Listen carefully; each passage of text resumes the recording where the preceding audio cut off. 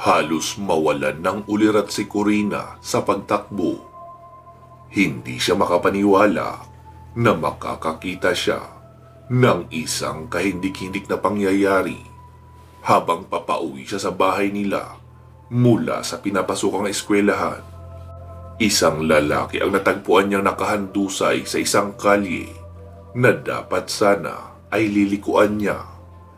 Hindi ito nag-iisa dahil may natatanaw siyang nakakubabaw dito. Ito ay isang babaeng hubot-hubad. Kulay itim ang balat na makintab at magulo ang buhok. Abala ito sa paglantak ng kung anong bagay na nagmumula sa katawan noong lalaki. Noong una ay hindi pa siya nakagalaw kaagad. Kaso lang, nang marinig niya ang pagnguya, halos manghina siya sa labis na takot. Pakiwari ni Corina, sariling dugo at laman niya ang sinisipsip ng kung sinong nilalang na naroon. Kaya naman, sinamantala na niya ang pagiging abala ng kung sino mang kampo ng kadiliman na nasa harapan para tumakas. Hindi na nga siya nag-aksaya ng panahon at nagkumahog na sa pagtakbo. Wala na siyang pakialam kung madapa siya o kung may makabangga man. Ang mahalaga ay makalayo ng tuluyan sa nilalang at maiwasang mapagbintangan ng kung sino na may kinalaman siya sa nangyari doon sa lalaki. Wala pang ang ilang oras ang nakalilipas ay nagkakagulo na ang mga tao. Agad kasing may nakatuklas sa biktima matapos tumakas noong nilalang. Mabuti na lang, hindi na siya napansin ng ilan pang residente na galing siya roon. Binilisan niya na ang pagtakbo hanggang sa makarating siya sa kakahuyan, papaakyat sa bukid kung saan naroon ang bahay nila. Kaagad siyang kumatok sa pintuan ng kanilang bahay pagkarating, pero walang nagbubukas. Wala siyang natatanaw na liwanag mula sa gasera sa loob, kaya hindi niya matansya kung bakit tahimik yata ang bahay nila at nasaan ang kanyang ina. "Nay, nandyan po ba kayo sa loob?" Tawag niya mula sa labas, ngunit walang sumasagot. Nagtaka tuloy siya kung nasaan ang kanyang ina. Mabuti na lang at napansin siya ng kabatian niyang kapitbahay na si Bridget, isang binabae na may-ari naman ng parlor sa bayan. "Corina, iha! Wala dyan ang nanay mo. Nakita ko siyang umalis kanina." Halos mapangiwi si Corina nang marinig ang pilipit nitong boses. Pilit na lamang siyang umiti at ikinalma ang sarili. Bukod sa hingal, labis talaga siyang natakot sa nakita. Kaya naman, naisip na niya pumasok na lamang sa bahay nila. Pwede naman siyang dumaan na lang sa likuran, lalo at alam niyang hindi naman talaga iyon nakasarado madalas. Sige Mamo Bridget, salamat, papasok na po ako." Magalang niyang paalam na ikinangiti naman ng binabae, saka kumikimbot-kimbot na papasok sa sarili nitong bahay, hindi kalayuan sa bahay nila Corina.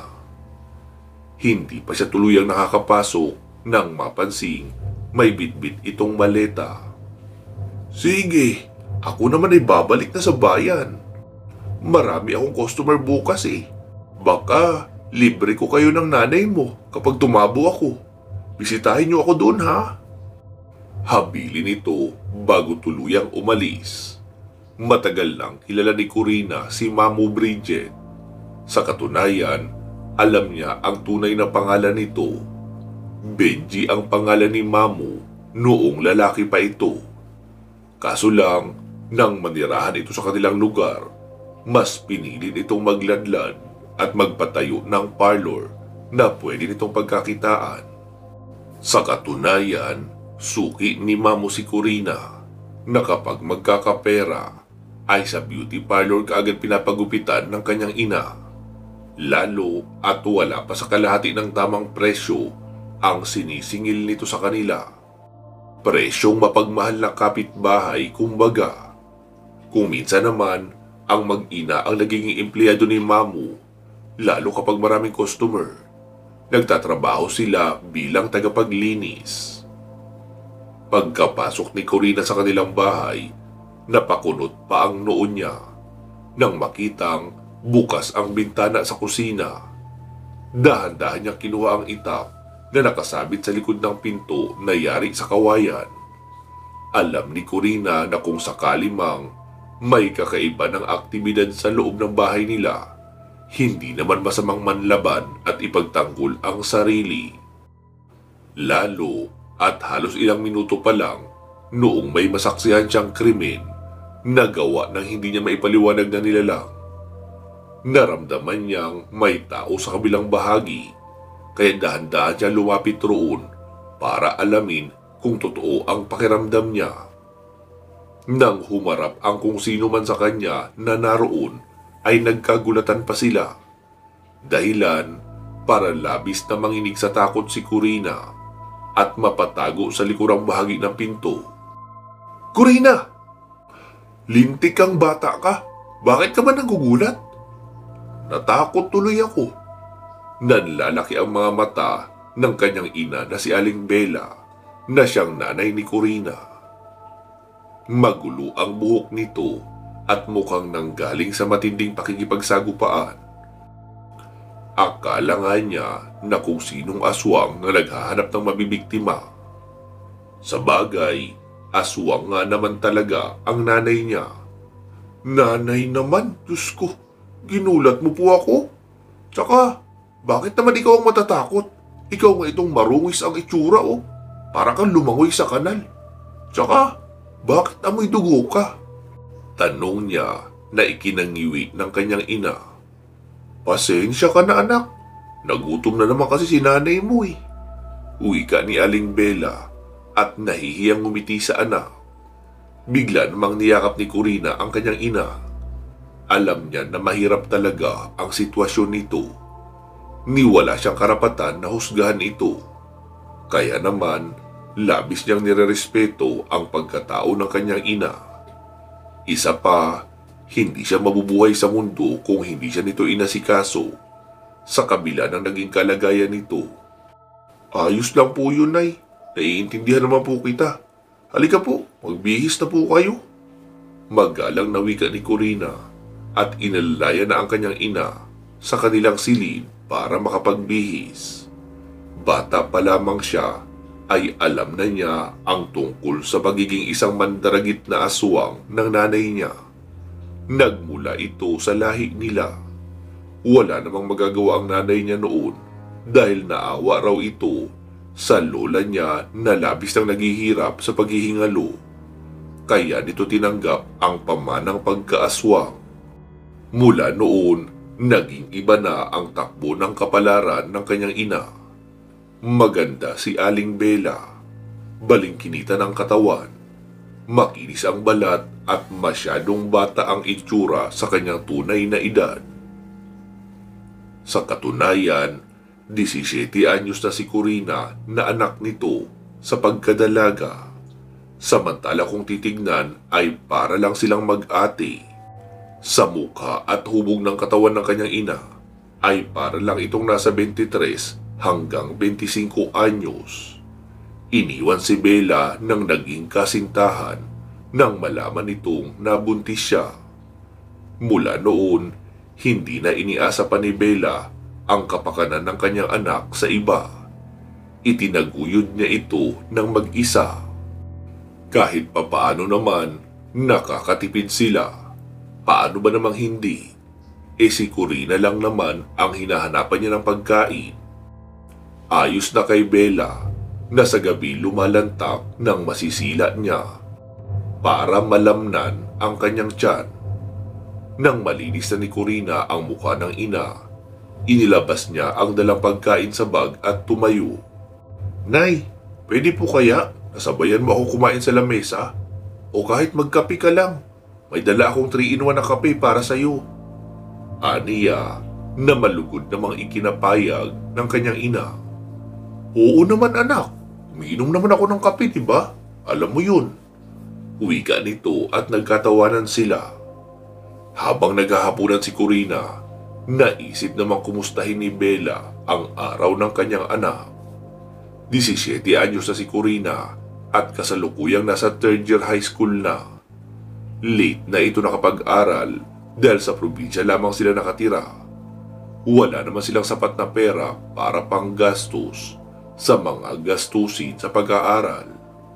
Mabuti na lang, malaking bagay ang pagiging matalino niya, kaya madalas siyang nabibigyan ng mga guro ng exemption sa iilang piling bayarin sa eskwelahan. Mabuti na nga lang paminsan-minsan na aabutan sila ni Mamu Bridget ng pera dahil ayon pa sa bakla ay wala din naman itong ibang kamag-anak.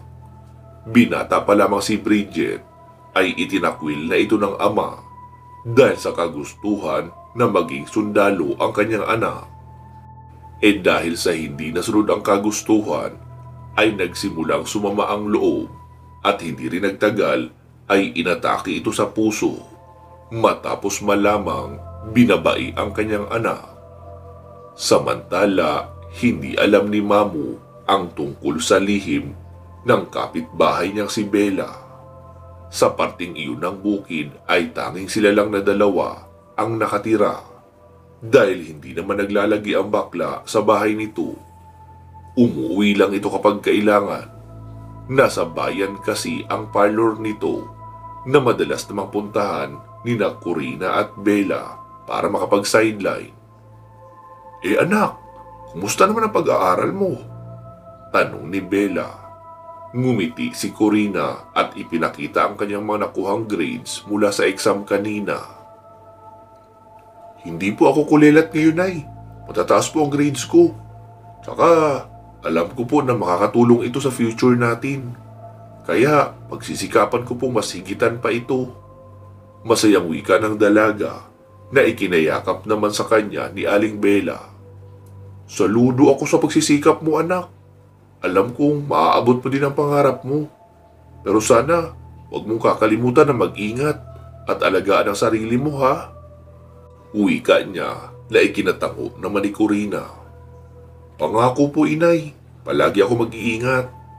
Sagot naman ni Corina at pinagbuti na ang kanyang pagkain. Sanay naman siya na palaging siya lang ang kumakain dahil sa labas kumakain ang nanay niya.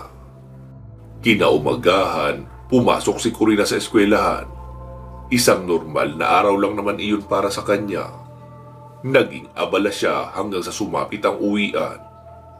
Dahil mag-isa lang naman ang dalaga, kaya mabilis siyang naglakad. Malayo pa ang kanilang bahay sa paaralan. Maglalakad pa siya ng mahigit 30 minutos papauwi. Aalis na po ako, ma'am. Paalam pa ni Corina sa kanyang guro at nagmamadaling sinalansan ang kanyang mga gamit sa bag. Kailangan niya magmadali dahil makulimlim at mukhang uulan. Sige, Iha, mag-iingat ka, ha? Wika naman ang guro, kaya dumiretso na siya sa pag-alis. May kalayuan na siya sa kabayanan nang harangin siya ng 3 lalaki. Nakikilala niya ang isa sa kanila bilang si Aaron, ang kanyang kaklase. Itinapon nito ang hawak na sigarilyo nang makita siya. Corina, sabi ko na nga ba'y at makikita kita rito. Kwentuhan muna tayo. Wika ng binata. Nakangisi naman ang dalawang kasama nito na out of school youth. Sa tingin niya ay mga tropa din ito ni Aaron. Hindi maiwasan ni Corina ang kabahan at maging alerto sa kanyang paligid dahil sa takot. Pasensya ka na, Aaron. Wala akong panahon makipagkwentuhan sa inyo. Kailangan ko nang umuwi. Magalang niyang wika kahit na sa totoo lang ay gusto niya nang maghurmentado sa labis na galit. Hindi na nga niya alam kung papaano pa makakaalis nang hindi siya nakakaramdam ng matinding takot. Sinubukan niyang lagpasan ang 3, kaso nakakailang hakbang pa lamang siya ay nahawakan na siya kaagad ng mga ito sa braso. Teka lang, bakit aalis ka na agad? Dito ka muna, usap muna tayo. Malademonyong wika pa ni Aaron na ikinatakot na nga ni Corina ng tuluyan. Kaagad siyang nagpumiksi at umaktong tatakbo. Kaso lang, hinabol agad siya ng tatlo. Sa kamalas-malasan, nahuli siya ng mga ito at sa pilitang hinila papalayo sa daan, napapauwi sana sa kanila. Sa kabilang daan siya hinila at pinasok sa isang lumang kubo na nasa di kalayuan. "Bitiwan niyo ako! Ano bang kasalanan ko sa inyo? Mga walang hiya! Bitawan niyo ako! Ayokong sumama sa inyo! Maawa kayo!" Hysterical niyang wika at sinubukang kumawala. Ngunit ano bang laban ng isang ordinaryong babae na kagaya niya sa mga lalaking ito? Nalulungpa yata sa ipinagbabawal na pulbos. Wala siyang magawa, lalo na at pinagtutulungan na siya ng mga ito. "Huwag ka na kasing manlaban! Mabilis lang itong gagawin natin kung makikipag-cooperate ka lang." Wika naman ni Mark na mas lalong ikinabaghan ng dalaga. Nahintakutan siya nang makitang tinatanggalan ng tatlong lalaki ang kani-kanilang mga saplot at nakahanda ng umatake sa kanyang kamalayan.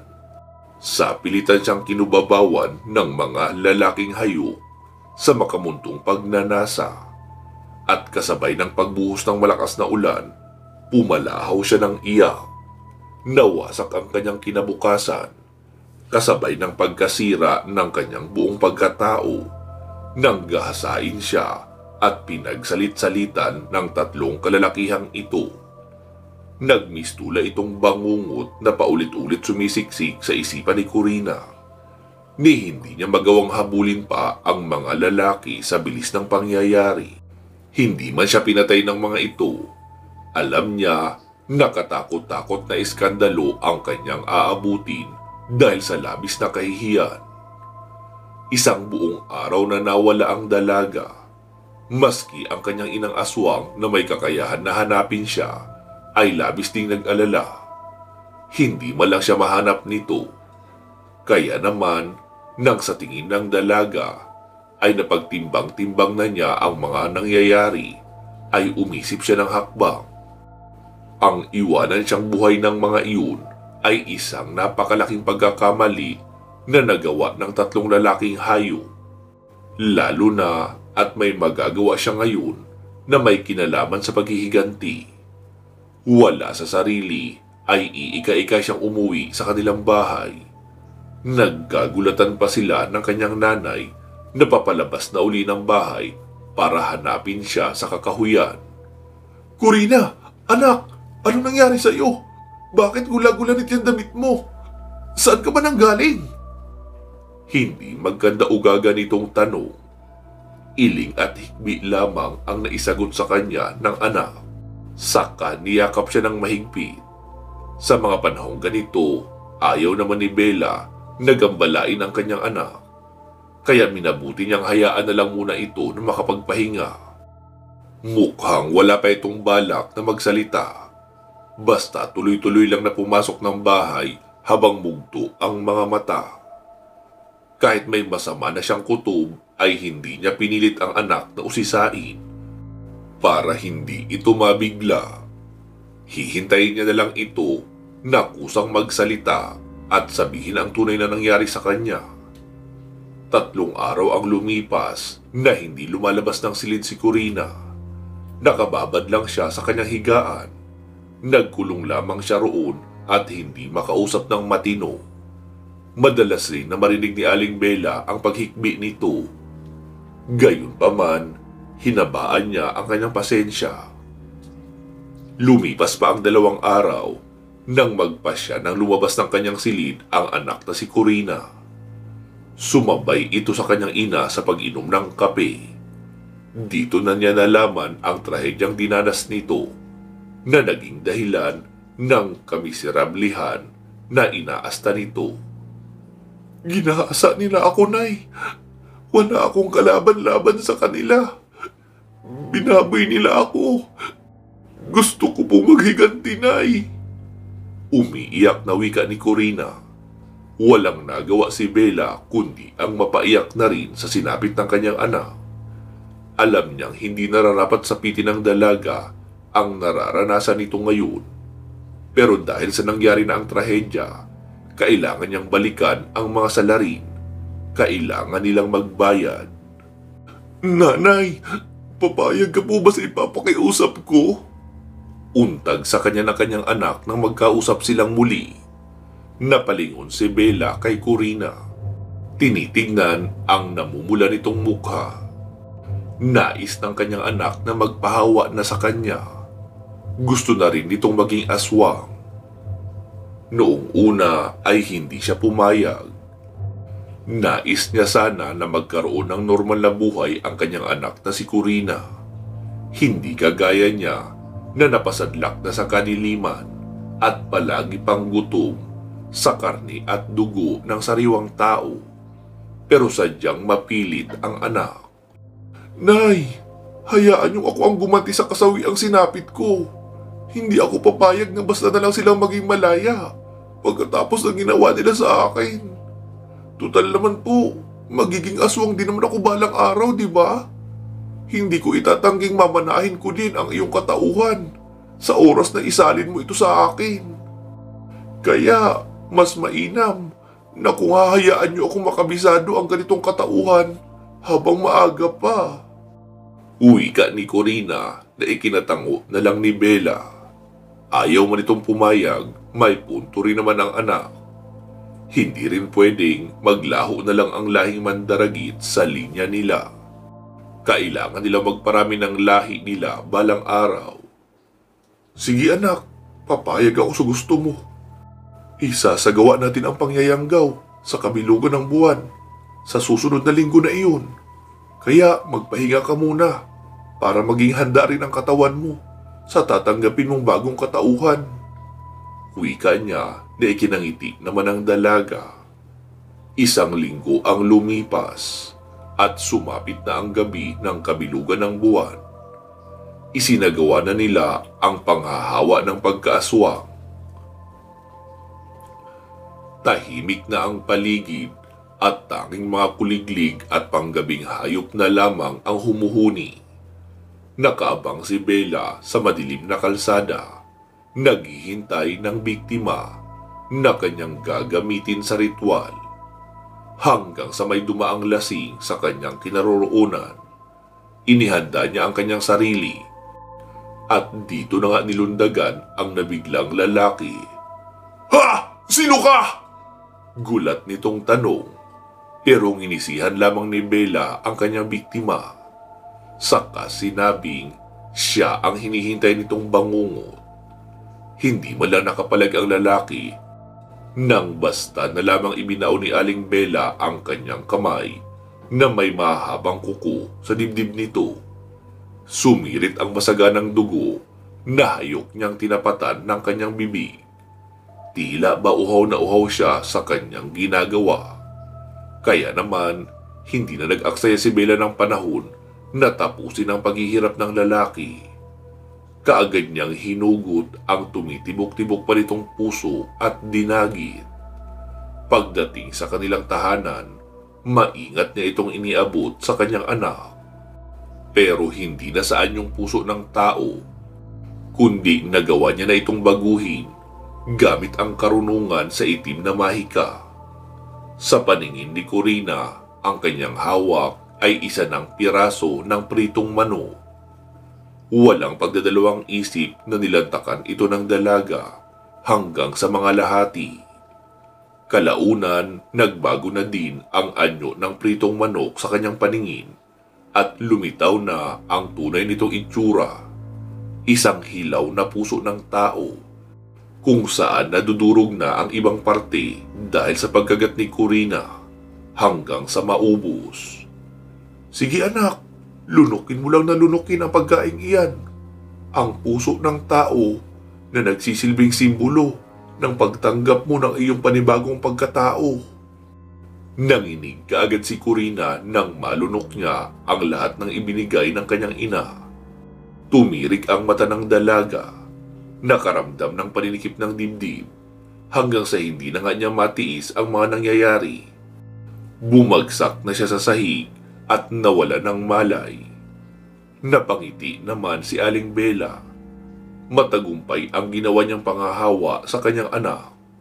Hindi lamang basta literal na puso lang ng tao ang ipinakain niya sa dalaga. May kasama iyong orasyon para hawaan ito ng pagkaaswang. Nasimula ngayon ay gabi-gabi niya nang inuusal. Para mas lalong mapabilis ang pagkabuhay ng sisiw ng aswang sa katawan ni Corina at maging ganap ng aswang ang dalaga. Ilang oras ding nakahimlay ang dalaga at kalaunan ay nagising rin naman ito. Dito na nagsimula ang kanyang pag-iensayo para maging isang tunay na aswang. Iha, sa ating lahi, tayo ay kinikilala bilang mga masasamang aswang. Iyon ang dahilan kung bakit lumayo ang aking ama at ina sa kanilang lipi. Mas ginusto nilang mamuhay na para bang isang normal na tao lang. Pero napagtanto ko na ang maging isang normal ay mahirap pala. Kakaharapin natin ang lahat ng pagsubok at hirap bilang isang mabuting aswang.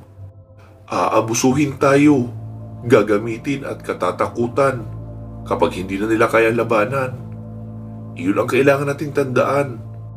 Mga abusado at masasamang tao lamang ang ating hahabulin at ilalaman tiyan. Itatak mo sa iyong utak na hindi tayo papatay ng mga inosente dahil kadalasan sila pa ang puprotekta sa atin. Kita mo iyang si Bridget na palagi tayo pinagtatakpan sa mga kababayan natin? Mahabang paliwanag sa kanya ng ina na ikinatango naman ni Corina. Si Mamo Bridget po ba, Nay? Alam niya na isa kayong aswang? Tanong ni Corina. Umiling ang kanyang ina, saka muling nagsalita. Hindi niya naman alam, anak. Pero ang rason niya sa mga kababayan natin, kung aswang daw tayo, ay mas mainam pa tayo maging kapitbahay nang nakararami dahil hindi raw tayo na non-rider ng kapwa kumpara sa mga magnanakaw at mamamatay tao. Na malaman lang ang kanilang maruruming gawain ay idadamay na tayo at ipapahamak. Wika ni Bella. Nagpasalamat naman si Corina sa mga tinuturo sa kanya ng ina. Alam na niya ngayon na kahit isa itong aswang, may mabuti pa rin itong kalooban. Paano po yung nakita ko sa kanto nung nakaraang linggo, Nay? Bakit po biniktima ang lalaking yun? Inalala ni Bella kung sinong lalaki ang tinutukoy ng anak niya. Nalaman niyang si Corina pala ang babaeng nakakita sa kanya na nakakubabaw sa biktima na pinatay niya. Iyon ba, anak? Manyakis kasi iyon. Maraming babaeng hinihipuan ang bastos na iyon sa daan. Tapos kapag may babaeng naliligaw o sadyang napapadaan sa madilim na kalsada, ay hinihila niya at kinukuyumos doon ang halik.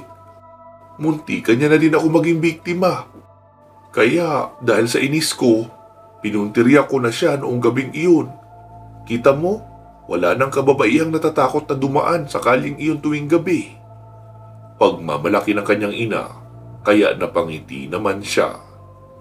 Nang maubusan ang sasabihin si Aling Bella, si Corina naman ang nagsalita. Kilala ko po ang mga gumahasa sa akin, Nay. Aniya na ikinalingon sa kanya ng ina. Talaga, anak? Sino? Kinakabahang tanong pa ni Aling Bella. Ipinikit ni Corina ang kanyang mga mata. Tumatak kaagad sa kanyang diwa ang malademonyong ngisi na nakapaskil sa muka ng mga iyon habang binababoy ang kanyang pagkababae. Si Aaron na kanyang kaklase, ang anak ng kapitan ng kanilang barangay na si Mark, at anak ng isang mayamang negosyante na si Fred. Naikuyom niya ang mga palad at muli na namang sumama ang pakiramdam. Hindi siya makakapayag na maging malaya ang mga lalaking iyon sa paggawa ng kasamaan nang hindi napaparusahan. Hindi ako papayag na hindi makaganti sa kanila, Nay. Dudurugin ko ang mga laman nila sa mismong kamay ko. Ako ang gagawad sa kanila ng kaparusahan na kahit sa impyerno ay hindi nila matatakasan. Luhaan niya pang sigaw, kaya niyakap naman siya agad ni Bella para mapakalma. Baka kasi biglang sumugod na hindi pa sa tamang panahon at hindi pa sanay sa kanyang bagong katauhan. Mahigit 2 linggo din ang itinagal ng pagsasanay ni Corina. Kalaunan ay nagagawa na niyang kontrolin ang kanyang sarili. Kaya na din niyang kilalanin kung sino ang masasamang tao kumpara sa mga inosente. Kaya niyang alamin ang gawain ng isang tao at kung dapat ba itong biktimahin o hindi. Kagaya na lang ng pinakaunang biktima niya na isang kurakot na opisyal sa kanilang barangay. Namimigay kuno ito ng ayuda, pero bago pa man makarating sa dapat na pagbigyan, ay binabawasan na ang kailangan talagang ibigay.